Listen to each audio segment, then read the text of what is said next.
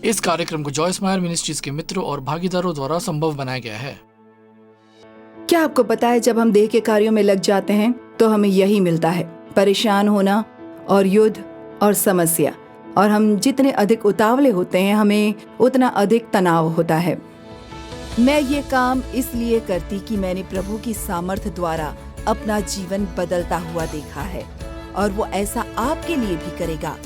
हर चीज की चाबी परमेश्वर के वचन में मिलेगी। मैं हूँ जॉयस मायर और मेरा विश्वास है प्रभु आपकी हर पीड़ा से चंगाई दे सकता है। आज मेरे साथ इस कार्यक्रम में जुड़ने के लिए आपका धन्यवाद। आप जानते हैं, परमेश्वर का वचन बहुत महत्वपूर्ण है और इसी से हम अपनी आत्मा को मजबूत बनाए रखते हैं। और यदि हम आत्मिक रूप से काफ़ी मजबूत हैं तो हम प्राकृतिक रूप से हमारे सामने आने वाली चीज़ों पर काबू पा सकते हैं। और आज हम फिर से रवैया के बारे में बात करेंगे। हमने कल ये किया एक आभारी रवैये के बारे में। आज हम एक ऐसे रवैये के बारे में बात करने जा रहे हैं जिसके बारे में मुझे यकीन है कि किसी ने आपको नहीं सिखाया होगा, लेकिन मैंने सोचा कि मैं फिर भी इसके बारे में सिखाऊंगी। और ये एक धैर्यवान रवैया, और यदि आपको इसकी आवश्यकता नहीं है तो मैं स्वयं को उपदेश दूंगी, क्योंकि धैर्यवान बने रहना मेरे लिए कठिन है।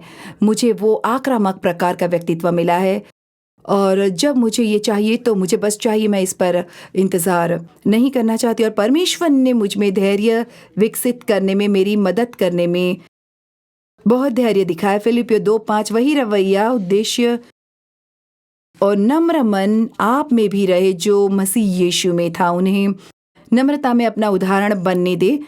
खैर, धैर्य रखने के लिए नम्रता की आवश्यकता होती है, क्योंकि अधिकांश समय जब हम उतावले होते हैं तो हम किसी ऐसे व्यक्ति से निराश हो रहे होते हैं जो कुछ ऐसा नहीं कर रहा है जैसा हम सोचते हैं कि यदि आपको करना होता है तो हम करते, या हम इसलिए निराश होते हैं क्योंकि परमेश्वर हमारे अनुकूल तेजी से काम नहीं कर रहा है, या ट्रैफिक हमारे अनुरूप तेज नहीं चल रहा है। लेकिन ये अद्भुत है कि नम्रता किसी व्यक्ति को कैसे बदल देती है। तुम्हारे अंदर वही रवैया हो जो यीशु मसीह में था। खैर, जब आप धैर्यवान नहीं होते तो क्या होता है? लूका 21:19 कहता है, तुम अपने धैर्य में अपने प्राण को बचाओगे।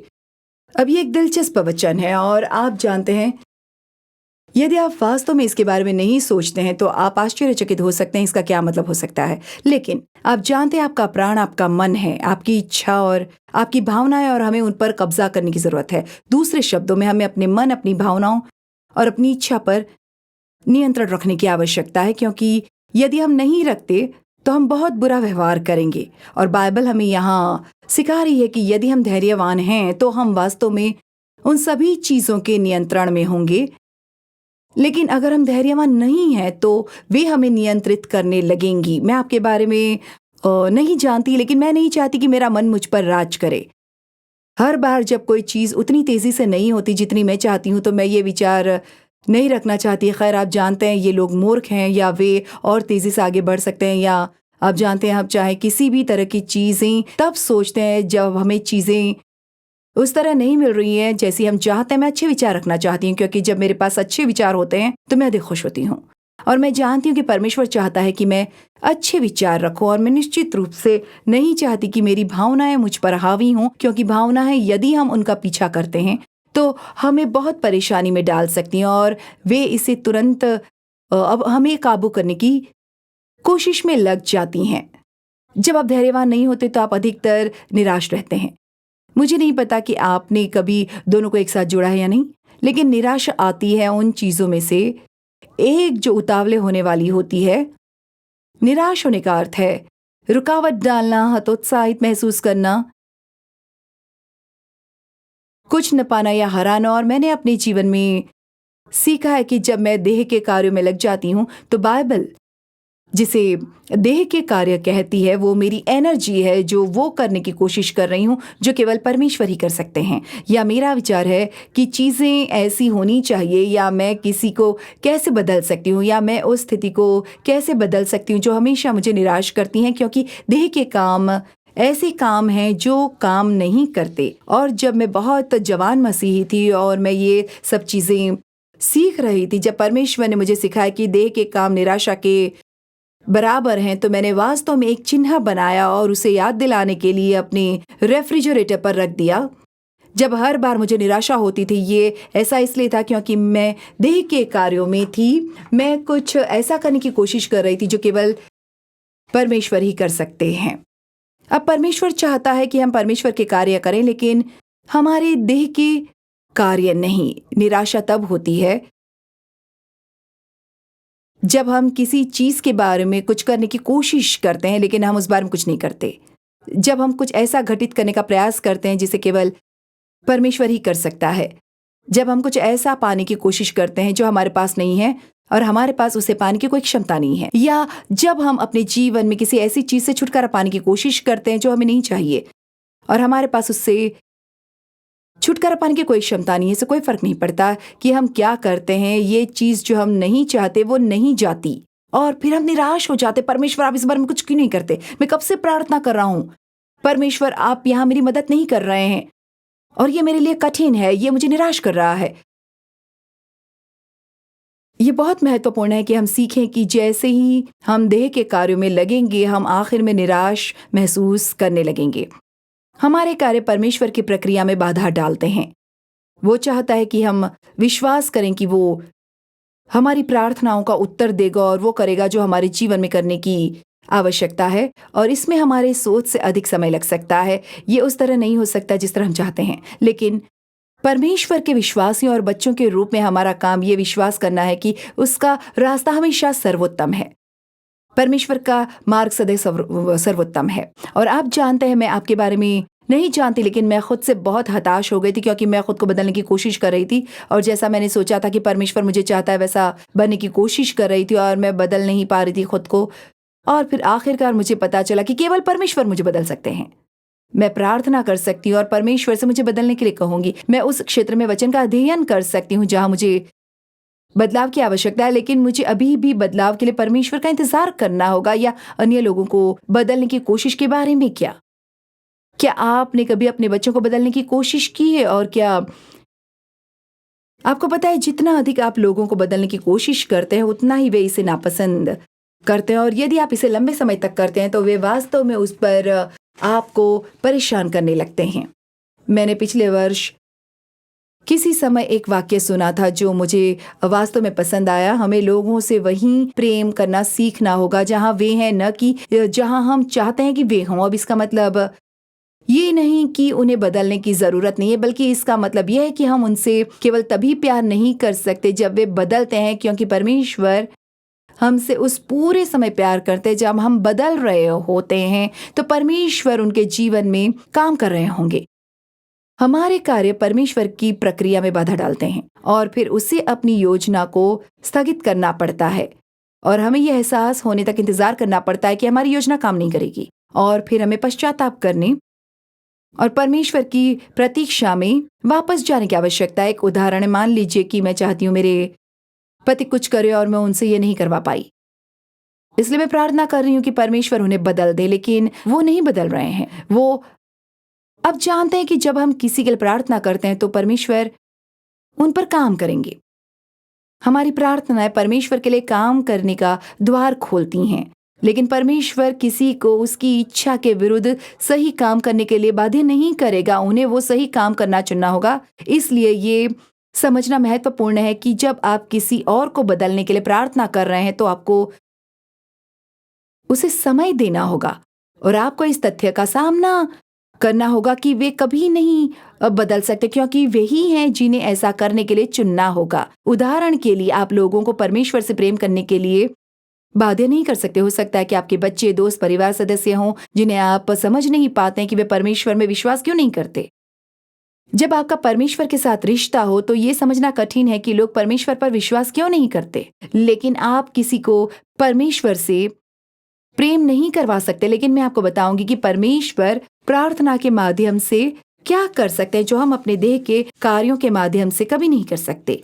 परमेश्वर लोगों को बदल सकते हैं, परमेश्वर हमें बदल सकते हैं, परमेश्वर परिस्थितियां बदल सकते हैं। मैं आज सुबह ही पढ़ रही थी, मुझे लगता है कि शायद ये नीति वचन 21 में था। इसमें कहा गया है कि राजा का दिल परमेश्वर के हाथ में है, जैसे जल स्रोत उसके हाथ में हैं। दूसरे शब्दों में परमेश्वर तय करता है कि नदी किस ओर बहेगी और वो राजा का हृदय बदल सकता है, या परमेश्वर आपके एम्प्लॉयर का हृदय बदल सकता है। जिस स्थिति में आप शामिल हैं, परमेश्वर उस किसी का भी हृदय बदल सकता है जिसके नियंत्रण में वो है। परमेश्वर से लोगों के दिलों को बदलने के लिए कहें और उन्हें स्वयं बदलने की कोशिश करने दें। जब हम अपनी स्वयं की देह की शक्ति में आगे बढ़ते हैं, और मुझे आशा है कि आप जानते हैं कि इसका क्या मतलब है, क्योंकि जब तक हम ये नहीं सीखते हैं, आप जानते हैं, मैं तुरंत बता सकती हूँ जब मैं देह के कार्यों में लग जाती हूँ क्योंकि मैं निराश हो जाती हूँ।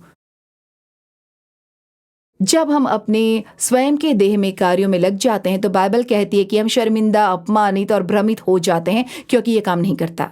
यशायाह 30:1-3 एम्प्लीफाइड क्लासिक में कहता है, विद्रोही बच्चों पर हाय है। प्रभु कहते हैं, जो सलाह लेते हैं और एक योजना को पूरा करते हैं, लेकिन ये मेरी योजना नहीं है। तो वो क्या कह रहा है? आप जाते हैं और लोगों से सलाह लेते हैं और आप सभी एक साथ मिलते हैं और एक योजना बनाते हैं, लेकिन परमेश्वर कहते हैं ये मेरी योजना नहीं है। और तुम एक समूह बनाते हो और तुम पेय की पेशकश करते हो, लेकिन ये मेरी आत्मा का नहीं है। इस प्रकार पाप में पाप जुड़ जाता है। तुम मिस्र में जाने के लिए तैयार हो जाते हो, जो दुनिया का प्रतिनिधित्व करता है, और तुमने मुझसे नहीं पूछा कि तुम्हें क्या करना चाहिए।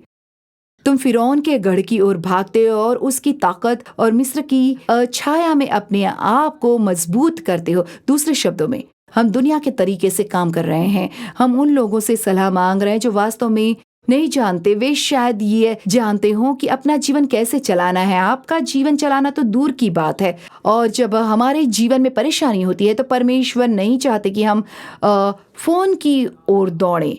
अब ये आपको तय करना है कि आप किसकी ओर जाएंगे। इसलिए फिरौन की शक्ति और सुरक्षा तुम्हारी लज्जा में बदल जाएगी, और मिस्र की छाया में शरण तुम्हारे अपमान और तुम्हारे भ्रम का कारण बनेगी। तो ये शास्त्र उस बात को साबित करता है जो मैंने शुरुआत में कहा था कि जब हम अपनी खुद की देह की ताकत में आगे बढ़ते हैं तो हम शर्मिंदा, अपमानित और भ्रमित हो जाते हैं।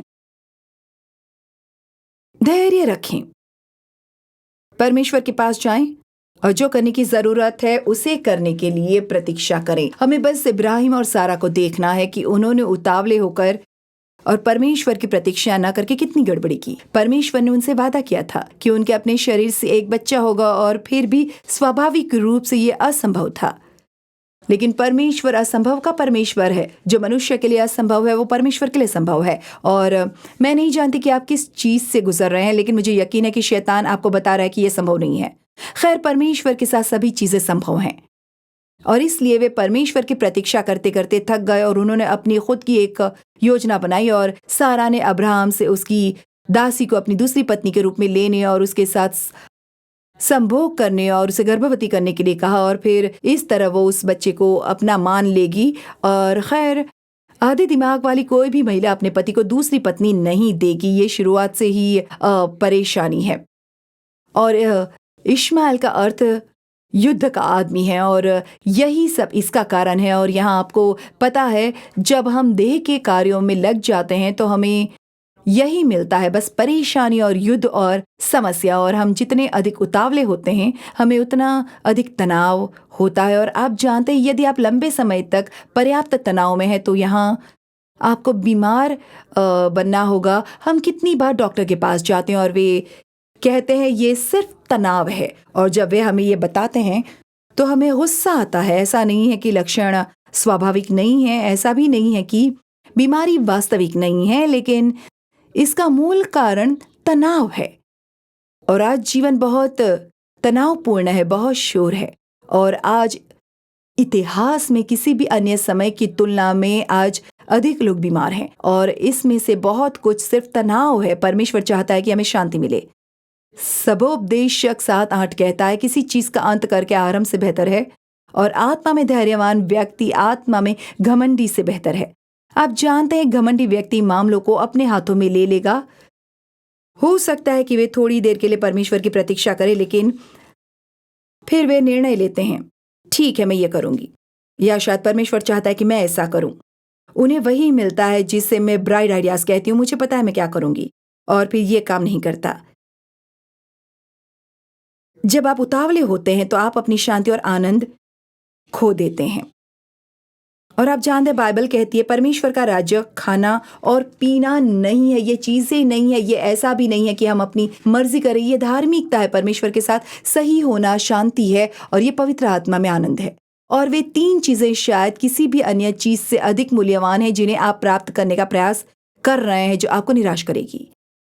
उतावलापन हमें परेशान कर देता है, इससे हमें गुस्सा आता है, ये निराशा का कारण बनता है और वे सभी चीजें हैं जो हम अपने जीवन में नहीं रखना चाहते।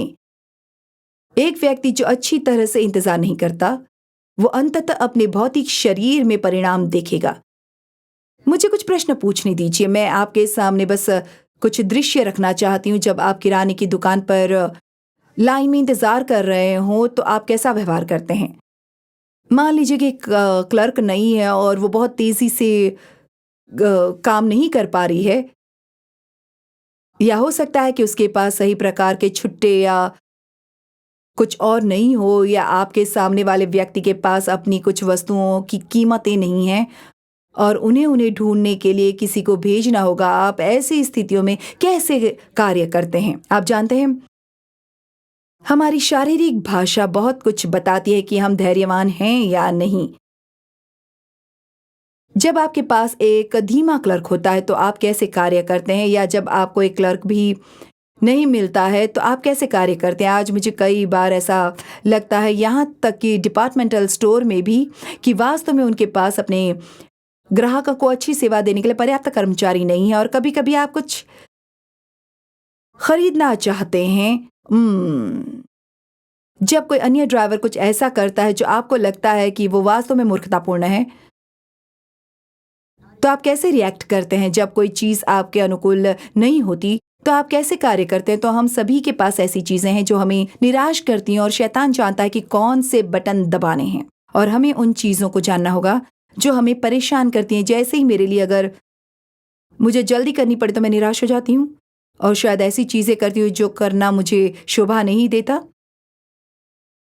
जब कोई पहली बार आपके निर्देशों को समझ नहीं सकता है और आपको उन्हें बार-बार, शायद बार-बार और बार-बार बताना पड़ता है, तो आप कैसे कार्य करते हैं? आप जानते हैं, आप ऐसे व्यक्ति हो सकते हैं जो बहुत तेज़ी से सीखते हैं, और हो सकता है कि आप किसी ऐसे व्यक्ति के साथ काम कर रहे हैं जिसके लिए उन्हें थोड़ा अधिक समय लगता है, और हमें लोगों के साथ वैसा ही व्यवहार करना होगा जैसा हम चाहते हैं कि हमारे साथ किया जाए। जब कोई आपसे कुछ माँगता है, तो आप कैसा व्यवहार करते हैं? देव और मैं अक्सर खाने का ऑर्डर देते हैं और ये बहुत दिलचस्प होता है, लेकिन हमेशा बहुत सुखद नहीं होता है। यह आश्चर्यजनक है। मेरा मतलब है, वास्तव में मुझे आश्चर्य होता है कि कितनी बार हम जाने के लिए खाना ऑर्डर करते हैं और जब हम घर पर पहुंचते हैं तो ये वो नहीं होता जो हमने ऑर्डर किया था। इसलिए हमने सीखा है कि अब हम जाने से पहले ऑर्डर की जांच करते हैं ताकि हम इसे ठीक कर सकें, ताकि हम जो खाना चाहते हैं वो खा सकें। लोग बहुत बार नहीं सुनते, खासकर जैसे यदि आप किसी ऑर्डर में कुछ भी बदलते हैं तो यह आमतौर पर वास्तव में कंफ्यूजन का कारण बनता है। जब आपको अपना रास्ता नहीं मिलता तो क्या होता है?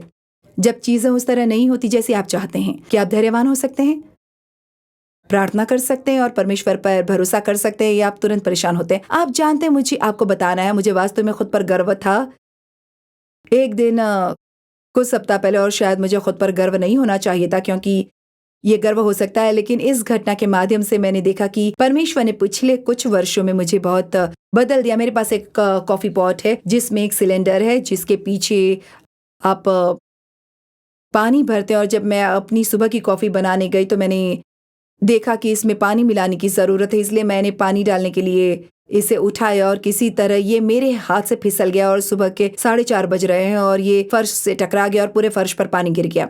और मैं अब भी आश्चर्यचकित हूँ कि मैंने ऐसा किया, लेकिन मैंने कहा, धन्यवाद परमेश्वर, सभी चीज़ें उन लोगों के लिए भलाई उत्पन्न करती हैं जो आपसे प्यार करते हैं और आपके उद्देश्य के लिए बुलाए गए हैं। और मुझे थोड़ा समय लगा पानी को साफ करने में, लेकिन मैंने टेस्ट पास किया।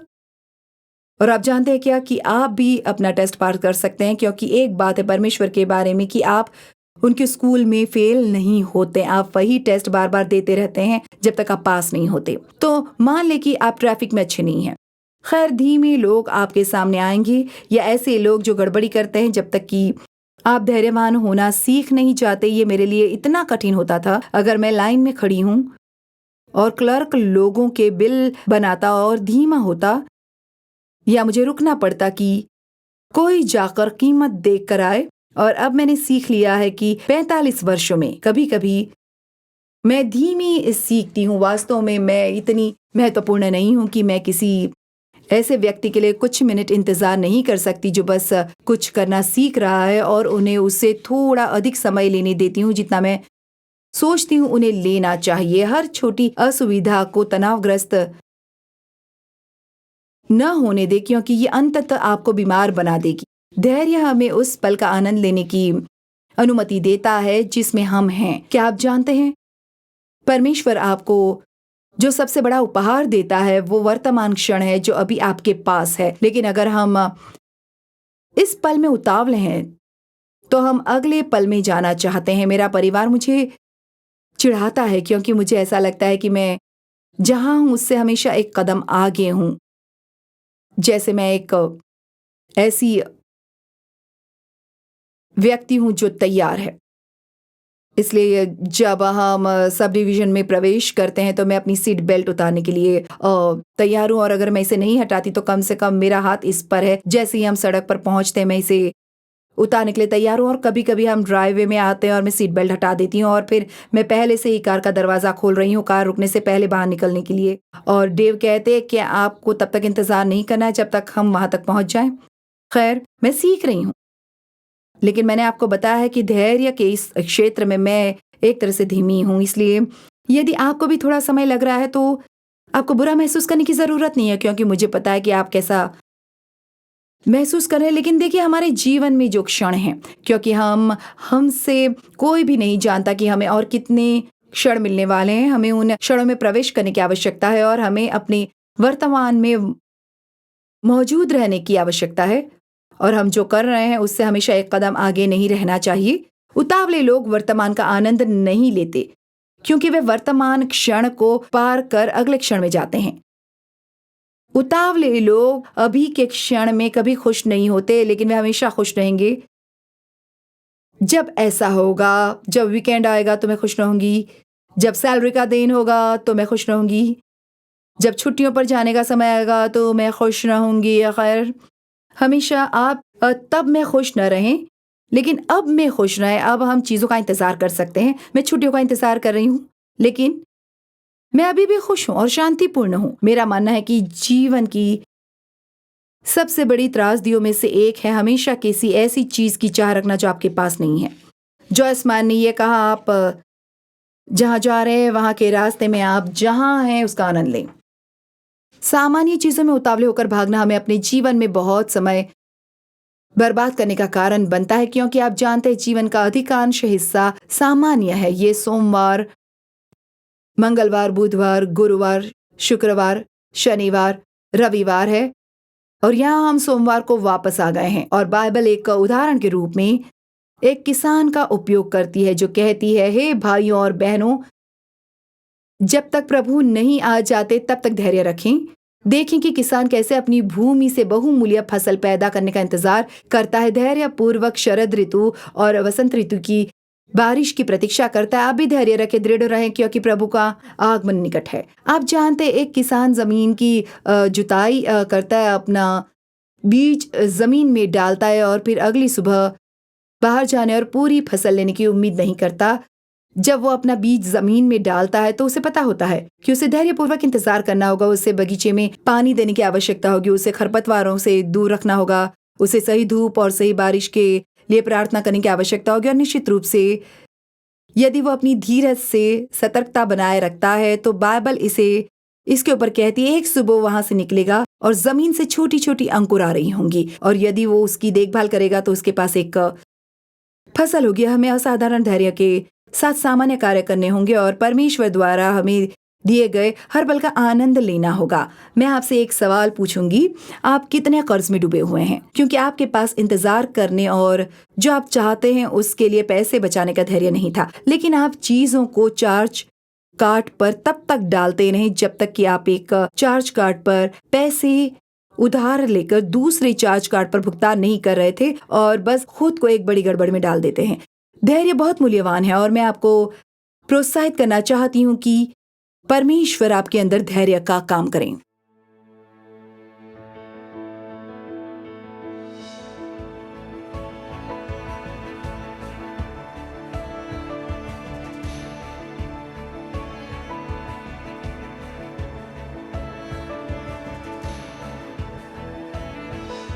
इस कार्यक्रम को जॉयस मायर मिनिस्ट्रीज के मित्रों और भागीदारों द्वारा संभव बनाया गया है।